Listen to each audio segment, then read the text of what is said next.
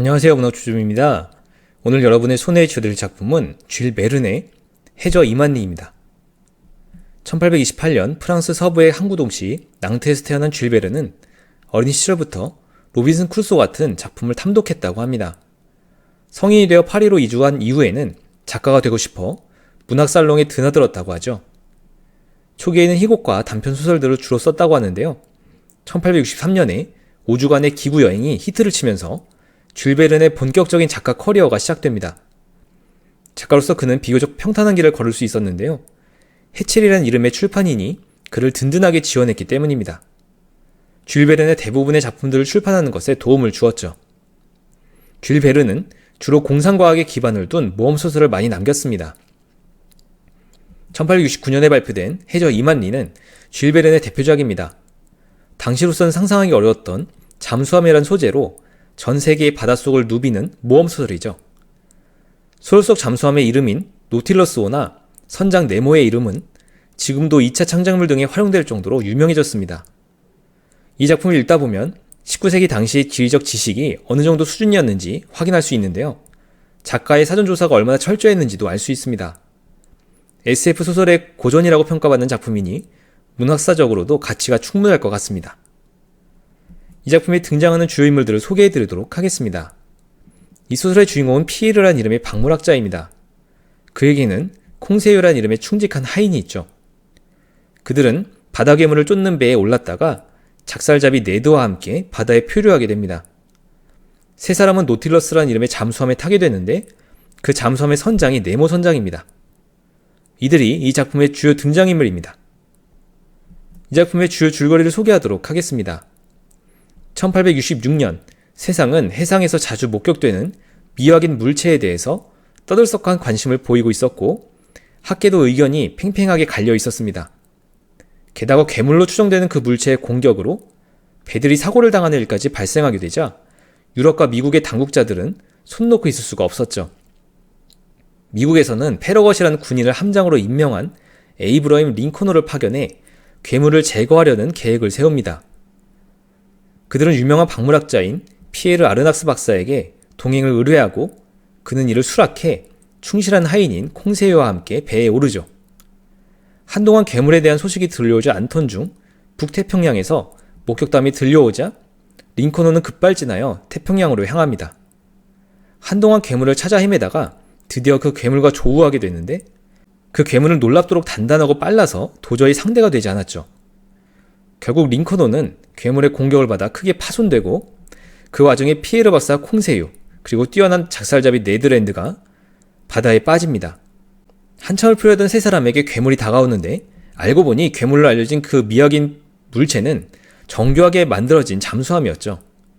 그들은 잠수함에 납치되어 갇히는데 나중에서야 잠수함의 선장이 나타나 그들에게 인사를 건넵니다. 자신을 네모 선장이라고 소개한 그는 이 잠수함의 이름이 노틸러스호이며 첨단 기술이 집약되어 무한한 동력을 사용하고 바다로부터 자체적으로 식량을 조달하고 있다고 설명합니다.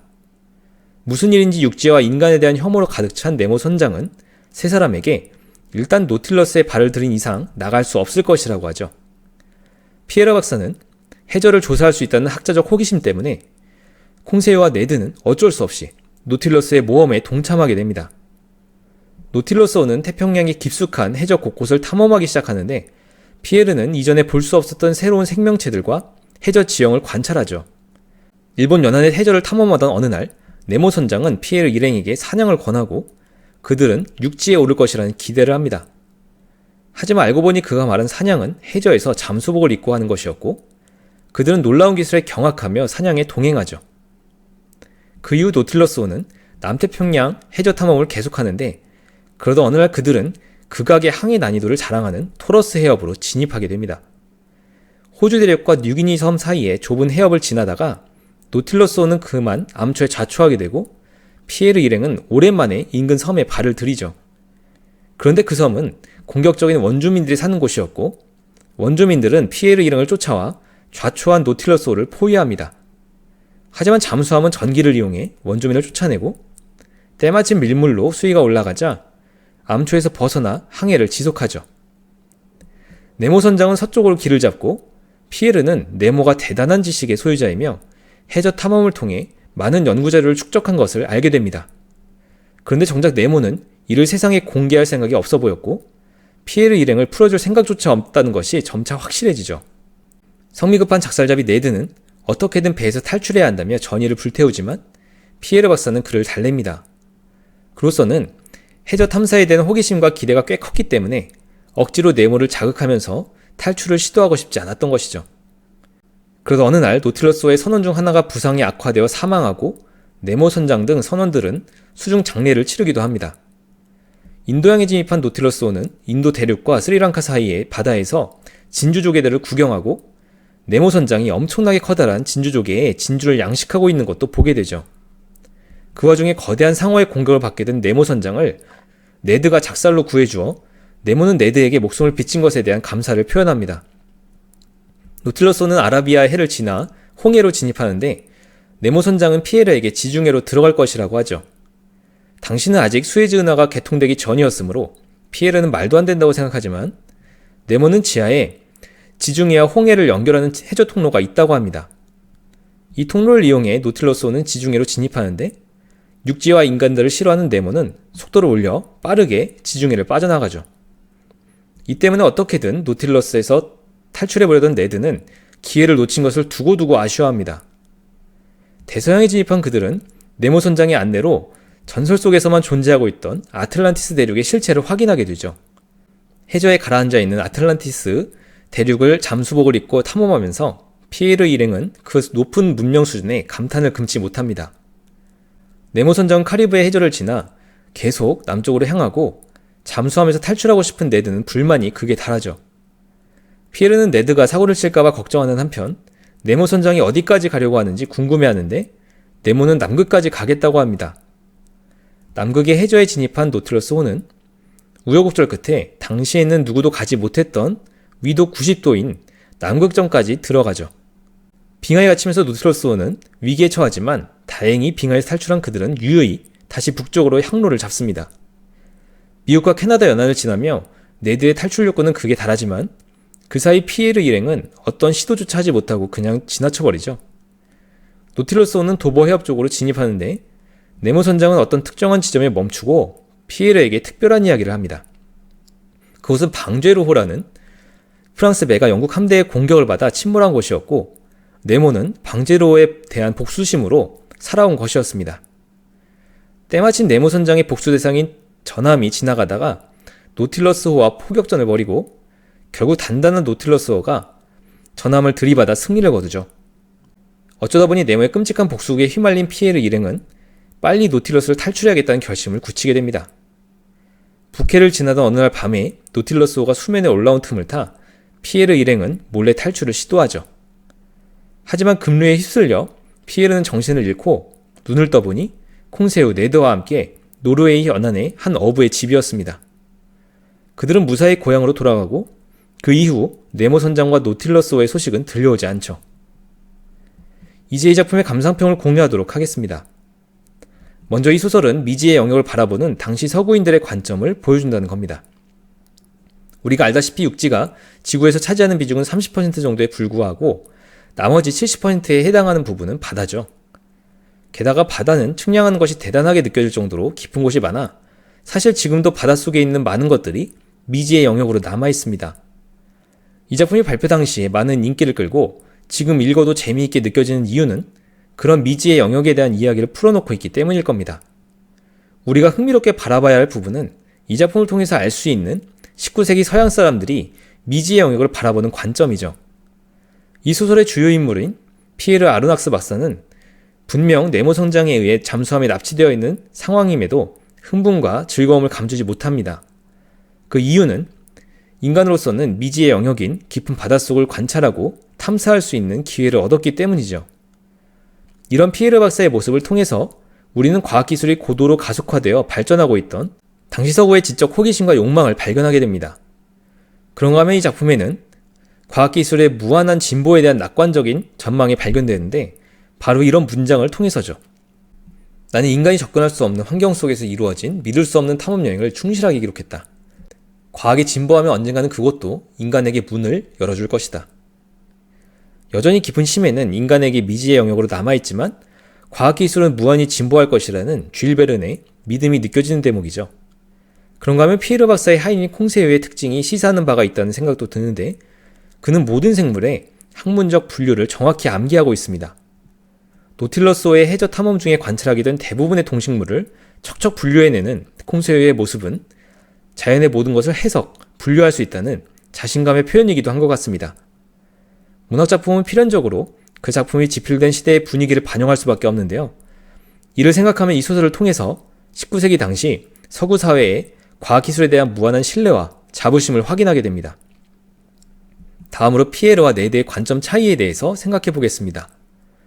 불의의 사건으로 인해 함께 노틸러스호에 승선하게 된 피에르와 네드는 같은 신세였기 때문에 전반적으로 비슷한 입장을 취하죠. 네모 선장에 의해 포로 비슷하게 되어 있었기 때문에 언젠가는 노틸러스에서 탈출해야 한다는 생각이 그것입니다. 그런데 해저 여행이 계속되고 작품의 후반부에 이르게 되면 피에로와 네드는 미묘한 입장 차이를 나타내기 시작하죠. 과학자로서 천성의 호기심이 많은 피에르는 어느 순간부터 해저를 탐사할 수 있는 일생일대의 기회에 도취되기 시작합니다. 바다의 경위를 직접 관찰할 수 있는 그런 기회를 다시 얻을 수 있을까? 아니, 절대로 얻지 못할 것이다.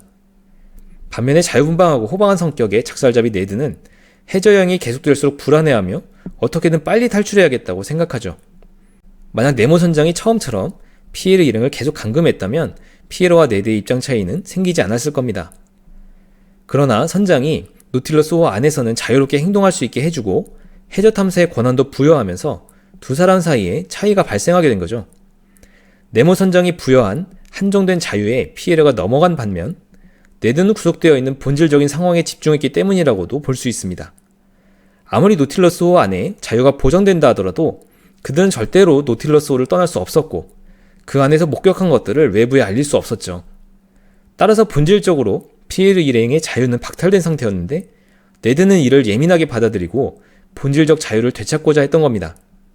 결국 네드의 말대로 탈출을 시도하지 않았다면 피에르 일행은 끝내 노틸러스호에서 여생을 마치게 되었을지도 모릅니다.